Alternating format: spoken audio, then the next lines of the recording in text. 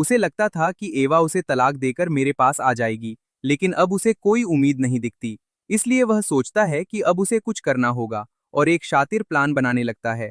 काई को अपने पास बुलाता है और उसे याद दिलाता है कि लियो पहले कितना अत्याचार करता था और कहता है कि अब तुम उसी के हाथ का खाना खा रहे हो। काई कहता है कि पापा बदल चुके हैं और उन्होंने मिया को भी ठीक किया है।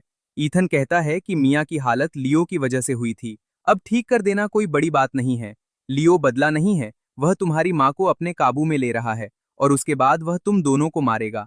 ईथन काई को एक पाउडर देता है और कहता है कि इसे लियो की चाय में मिला देना, वह बीमार पड़ जाएगा और फिर तुम्हें छू भी नहीं पाएगा।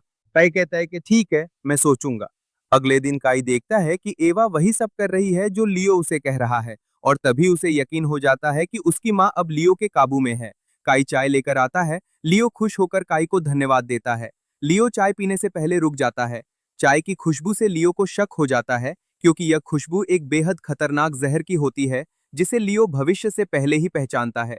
वो कहता है कि अभी उसे प्यास नहीं लगी है और चाय एवा को दे देता है।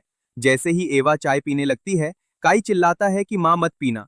एवा को शक हो जाता है कि काई इतना क्यों रोक रहा है। एवा फिर से चाय पीने लगती है और काई हाथ झटक देता है और कप नीचे गिर जाता है। एवा काई पर जोर से चिल्लाती है और तभी काई रोने लगता है और बताता है कि उसने चाय में दवाई मिलाई थी।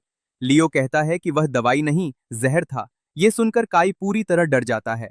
एवा कहती है कि काई को सजा मिलनी चाहिए और डंडा मंगवाने को कहती है। लियो समझ जाता है कि ये सब किसने किया होगा, इसलिए वह काई को बचाते हुए कहता है कि सजा उसे मिलेगी जिसने ये सब करवाया है। एवा कहती है कि इतनी बड़ी गलती की सजा मिलनी चाहिए, अगर जहर पी लिया होता तो उसके हाथों मर्डर हो जाता।